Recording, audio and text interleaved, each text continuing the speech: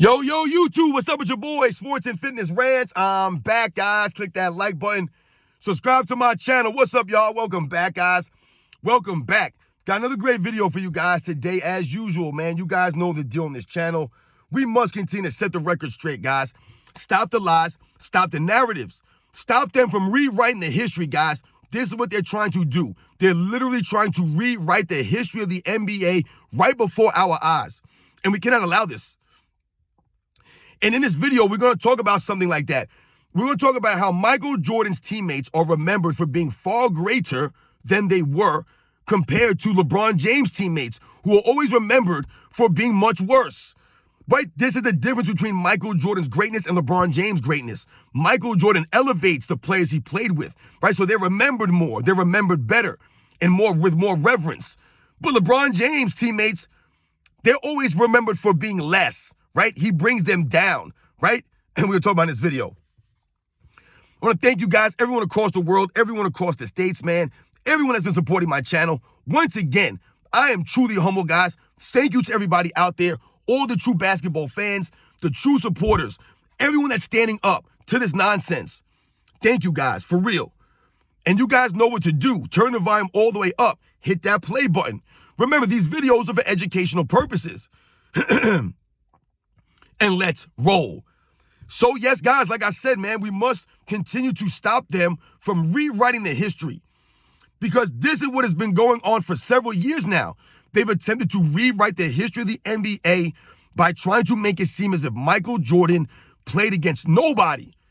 Nobody in the 90s was any good. Michael Jordan's era was weak. This is what we've come down to.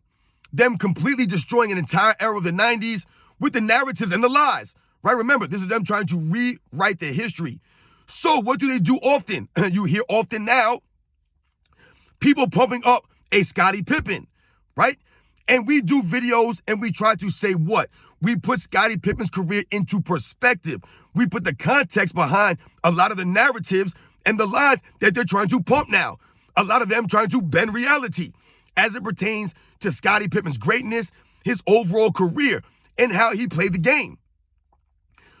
Those of us who grew up watching this stuff, we know the facts, right? So this is them attempting to rewrite the history, right? They'll try to pump up a Dennis Rodman, right, into another realm and say that he made the Bulls a super team, right? This is them attempting to try to rewrite the history, guys, right, with the narratives now to take away from Michael Jordan's greatness. Hell, they're even calling Steve Kerr a legend now. I've seen Steve Kerr referred to as a Bulls legend. Steve Kerr, right? You've heard Tony Kukoc's name, Luke Longley, Horace Grant, Ron Harper. You've heard about some of these players. But the one thing that they all have in common is what? They're remembered because they played with Michael Jordan, guys, with Michael Jordan, right? Because they were able to be successful on a team with Michael Jordan. They played a role alongside Michael Jordan. So they're remembered for that role. Somehow, though, all these years later, they've been pumped up into realms that we don't remember them being when we were growing up watching this stuff. This is them attempting to rewrite their history. But what that also shows you guys and highlights is that Michael Jordan elevated his teammates. He elevated his teams, right? And he elevated their reputations, right? So that you remember them differently. You remember them for their roles, for being on the Chicago Bulls. Meanwhile, what do we hear with LeBron James' teammates? The LeBron James teammates are all garbage, right? He's carrying bums. There's the famous LeBron James fan quote. LeBron James carrying bums. LeBron James played with bums. LeBron James didn't do this. LeBron James didn't have that. He never had a great coach. He never had a great owner. They always come with some random stuff, right? He had to play against the hardest teams in the history of the game. It's all narratives. But the one thing that you see is that they always tear down LeBron James' teammates, right? LeBron James' teammates always appear to be lesser versions of themselves. They're always taken down, brought down. Meanwhile, Michael Jordan's teammates are lifted up into realms that they don't belong. And it's a two-way edged sword there, right? Part of it is playing with Michael Jordan elevates you. But the flip side is that they're trying to elevate these guys to take away from a Michael Jordan, right? So they'll say what? Scottie Pippen was the greatest all-around basketball player in the NBA in 1994 when Michael Jordan retired. People would try to say that stuff. It's complete nonsense. Scottie Pippen was never the best all-around player in the NBA. He just was not. He's a very good player, but he was never the best all-around player in the league. He was never even the best all-around player on his team. Those are the facts, guys. Those are just the facts. Scottie Pippen was never a ball handler, never a leader, never had a jump shot. These are the facts from Scottie Pippen. He was a great defensive player who gave the effort, right? And he had some playmaking skills, right? And some ability to get to the rim. But he wasn't a consistent scorer. He wasn't a better all-around player than a lot of guys in the NBA, guys. Those are the facts. But this is what they do for Scottie Pippen. He's remembered as being greater than he was because he won the 6 championships alongside Michael Jordan. That enhanced his reputation. It enhanced his legacy. LeBron James' teammates, their legacies aren't enhanced playing with LeBron James. All their legacies are diminished severely. Just think about Russell Westbrook. The man went from an MVP to death threats in a season, in 1 year with LeBron James. In 1 year, he went from an MVP type player to a player that was respected, right? To a player that all of a sudden people thought was trash.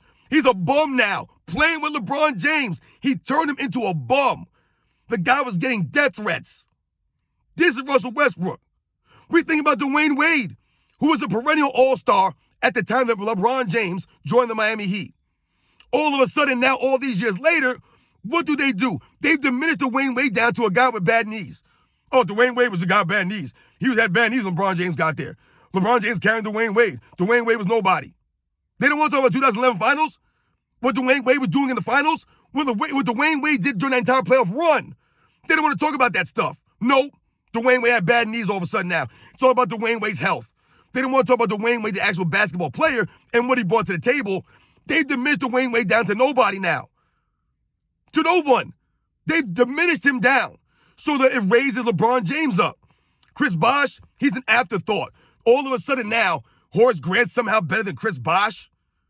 See, once again, they try to diminish Chris Bosh down to not being a perennial all-star player, not being that 20 and 10 guy that he was. No, he wasn't. He was just some other guy, right? And why was that? Because LeBron James forced his man to stand around the three-point line and play a completely different basketball game than he was ever used to. Once again, LeBron James lowering the legacy of other really good players.